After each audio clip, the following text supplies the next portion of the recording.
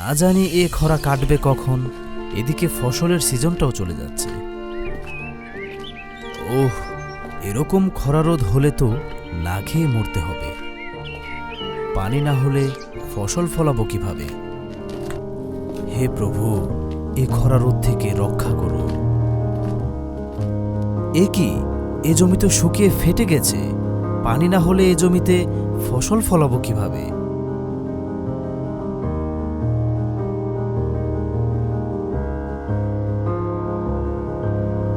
আহ, উফ, রোদে গা একেবারে পুড়ে যাচ্ছে। যাই, আজকে আর কাজ না করে বাড়িতে ফিরে যাই। না জানি এ খরা কাটবে কখন। এদিকে ফসলের সিজনটাও চলে যাচ্ছে। ওই বউ, কই কই, দুটো খেতে দাও তো, খুব খিদে পেয়েছে। দাঁড়াও দিচ্ছি। এখনই ফিরে এলে যে? যে গরম পড়েছে, এ রোদে তো মাঠে থাকাই যায় না। আর কাজ করব কিভাবে? তা তো বটেই। নাও, খেয়ে নাও। খেয়ে একটু বিশ্রাম করো। তবে মনে রেখো, ঘরে কিন্তু বেশি খাবার নেই। সেটাই তো ভাবছি গো বউ। যেরকম পানির অকাল পড়েছে, এরকম করে চললে তো না খেতে পেয়ে মরতে হবে। না জানি এ খরা কাটবে কখন। এদিকে ফসলের সিজনটাও চলে যাচ্ছে। এত রৌদে মাটির ভিতরে ব্যাঙ, এ তো মনে হয় মরেই যাবে। যাই, বাসায় নিয়ে গিয়ে পানি খাওয়াই।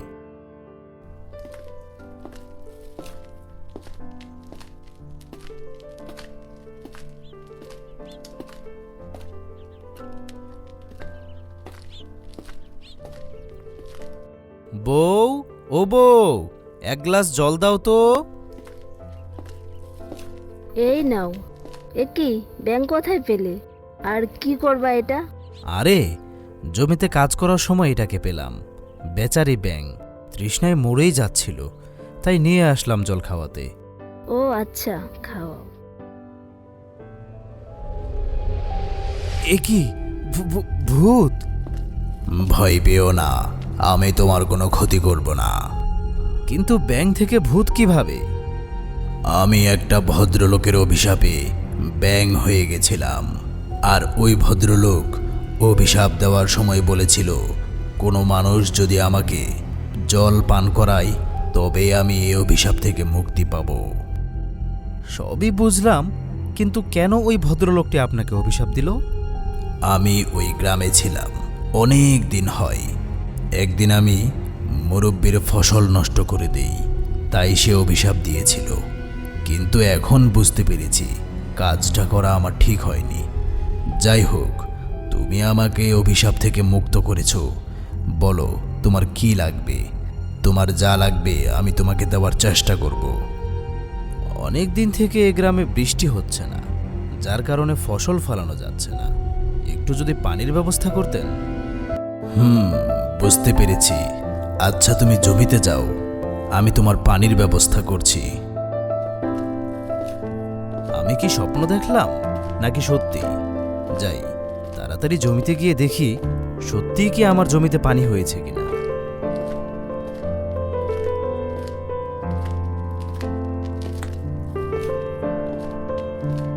এ কি, সত্যিই তো দেখছি আমার জমিতে পানি হয়েছে। এ পানি কোথা থেকে আসছে? ওই তো দূরে একটা মেশিন দেখা যাচ্ছে, কিন্তু এই মেশিন তো আগে এখানে ছিল না। ও, তাহলে ওই ভূত এই মেশিনটাকে দিয়ে আমার জমিতে পানি ভরপুর করে দিয়েছে।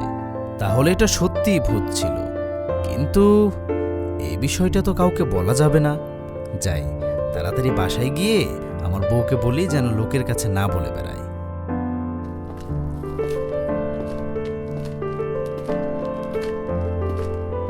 বউ শোনো, এই বিষয়টা কারো কাছে বলবা না। আমি গেলাম কাজ করতে, ঠিক আছে? তুমি কিন্তু ভুলেও কারো কাছে বলবা না। আজকের মতো কাজ তো শেষ। যাই, এবার বাড়ি ফিরে যাই।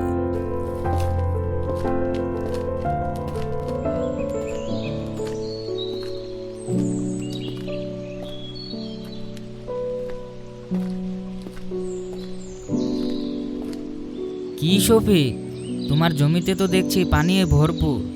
কোথা থেকে পেলে এত পানি? না তেমন কিছু না, তবে বাসায় একটা পুরাতন মেশিন ছিল, সেটাকে সার্ভিস করিয়ে আমার জমিতে পানি তুলেছি। তো কি ফসল লাগাবে এবার জমিতে? দেখি কি লাগানো যায়। তুমি কি লাগাবে? তুমি তো এখনো জমিতে কাজই শুরু করোনি, নাকি এবার কিছু লাগাবে না? না, লাগাবো না কেন, অবশ্যই লাগাবো। ভাবছি তোমার মতো একটা মেশিন দিয়ে আপাতত কাজ শুরু করব। দেখি কাল থেকেই জমিতে কাজ শুরু করতে হবে। আচ্ছা ঠিক আছে, আমি তাহলে গেলাম। হুম, ঠিক আছে, যাও।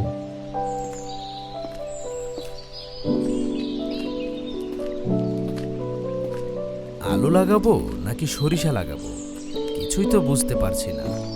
না না, এবার আলুই লাগাতে হবে। বউ, ও বউ, কই ঘরে কি আছে? দাও দেখি, অনেক ক্ষুধা পেয়েছে। ঘরে কিছু না নিয়ে আসলে কিছু থাকবে কিভাবে বলো? আরে বউ, একটু সবুর করো। এবারে ভাবছি আলু চাষ করব। যদি সব ঠিকঠাক মতো হয় তাহলে ঘরে আর কোনো অভাব থাকবে না ইনশাআল্লাহ। তা না হয় পরে দেখা যাবে। এই নাও, আগে খেয়ে নাও। দাও দাও, অনেক ক্ষুধা পেয়েছে, দাও।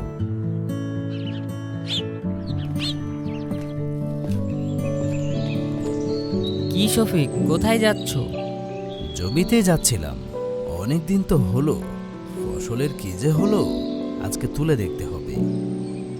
দেখলাম তো, তোমার আলুর গাছগুলো তো অনেক ভালোই হয়েছে, কিন্তু এখন ফসল ভালো হলেই হলো। লাগানোর পরে তো দেখতে যাইনি, আজকে দেখতে যাচ্ছি। আচ্ছা ঠিক আছে, যাও তাহলে, দেখে আসো।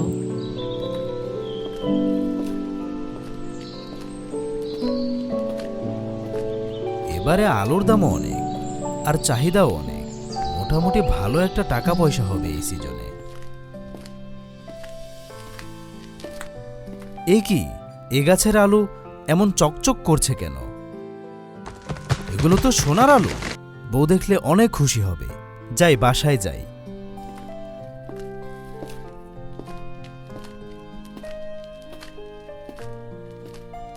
বউকে বলতে হবে সব কথা।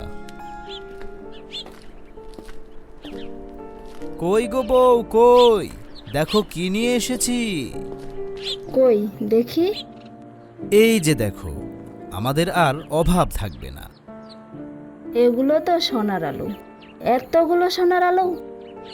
হ্যাঁ গো বউ, এগুলো যদি বিক্রি করি আমাদের আর কোনো অভাব থাকবে না।